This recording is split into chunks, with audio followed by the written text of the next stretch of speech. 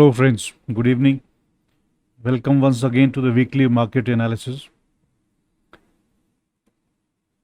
Last week में markets तकरीबन consolidate किए.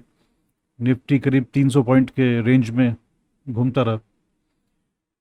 यूक्रेन रशिया का जो स्टेलमेट है वो कंटिन्यू हो रहा है और यूरो जोन ने कुछ ऑयल के ऊपर में फ्रेश सैंक्शंस लगाए. तो इससे ये तो क्लियर है कि आगे चल के सप्लाई डिसरप्शंस कंटिन्यू रहेंगे और जिसकी वजह से ऑयल एंड मेटल्स ये इससे ज़्यादा नीचे और नहीं आने वाले हैं और मे भी एक अप ट्रेंड की तरफ वापस बढ़ सकते हैं. तो ये डायरेक्टली इम्पैक्ट करेगा इन्फ्लेशन को, which will definitely impact our markets negatively. तो लास्ट वीक में एफआईएस की सेलिंग थोड़ा कम हुई, उसके करीब करीब बराबर ही डीआईज की बाइंग थी. और निफ्टी ने जैसे पहले हमने एक रेंज दिया था 16,800 तक का, बाकायदा वहीं तक जाके और वहाँ से रिट्रेस किया अपने 200 डेमा के पास से. इसमें रिलायंस और आईटी स्टॉक्स ये मेन उसके ड्राइवर्स थे. तो अभी भी ये कंसोलिडेशन मोड में है जब तक कि कोई फ्रेश ट्रिगर्स नहीं आएंगे. जो की इंडिकेटर्स हैं वो भी इस कंसोलिडेट कर रहे हैं एक हायर लेवल पर. डॉलर इंडेक्स 102 के आसपास है, रुपी वीक है अगेंस्ट द यूएस डॉलर और बॉन्ड डील्स जस्ट अराउंड 3 के नीचे जो है होवर कर रहे हैं. कमोडिटीज़ में ऑयल अगेन 110 से ऊपर ही चल रहा है और मेटल्स थोड़ा कूल ऑफ हुए थे, अब एक लग रहा है कि लाइकली रिबाउंड हो सकता है. डोमेस्टिक डाटा ओवरऑल पॉजिटिव लगता है क्योंकि जो Q4 जीडीपी के नंबर्स आए 4.1%, ये हालांकि मार्केट इसको डाइजेस्ट कर चुका था पहले ही इस एक्सपेक्टेशन को.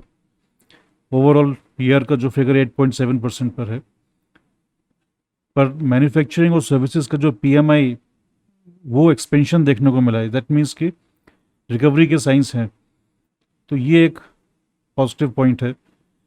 जीएसटी कलेक्शन हालांकि थोड़ा ड्रॉप हुआ पिछले महीने से, 1.68 की जगह 1.41 आया, पर इतना बड़ा इसका इम्पैक्ट नहीं होगा. इन्फ्लेशन ज़्यादा बड़ा कंसर्न है. अगर ये क्रूड प्राइसेस कंटिन्यू रहते हैं और या ऊपर की तरफ और जाते हैं तो ये तकलीफ देगा हमको. पर इसके अगेंस्ट में जो अच्छा मानसून की जो एक्सपेक्टेशंस हैं वो एक पूरा ओवरऑल इकोनॉमी को एक पॉजिटिव पुश देंगे, तो ये पॉजिटिव रहेगा मार्केट के लिए. ओवरसीज क्यूज न्यूट्रल हैं. यूएसए में जो कंज्यूमर इन्फ्लेशन, जो पर्सनल कंजम्पशन एक्सपेंडिचर के जो फिगर आते हैं वो थोड़ा सा नीचे आया है. तो इससे ये मार्केट को एक्सपेक्टेशन हुआ है कि शायद इन्फ्लेशन का पीक अब हो चुका, अब आगे इससे ऊपर नहीं जाना चाहिए. That has to be watched. Job data भी वहाँ पर वीक आया, तो ये मार्केट के लिए एक तरीके से अच्छा है क्योंकि अब मार्केट एक्सपेक्ट करेगा कि वीक जॉब डाटा आने की वजह से फेड अब इंटरेस्ट रेट्स को उतना तेज़ी से नहीं बढ़ाएगा शायद. ये एक एक्सपेक्टेशन मार्केट कर सकता है, तो ये मार्केट के लिए अच्छा होगा. विक्स हमारे यहाँ थोड़ा कूल डाउन हुआ लेकिन फिर भी अभी 20 के आसपास ही होवर कर रहा है. तो ओवरऑल व्यू की बात करें तो कंसोलिडेशन फेज है. हमने रिबाउंड किया 15,009 से और 16,800 को जैसे हमने लास्ट वीक डिस्कस किया था वो एग्जैक्टली उस तरीके से प्ले आउट हुआ. अब जो सपोर्ट है वो 16,500 के पास है और 16,800 और 17,000 पर रेजिस्टेंस आएगा.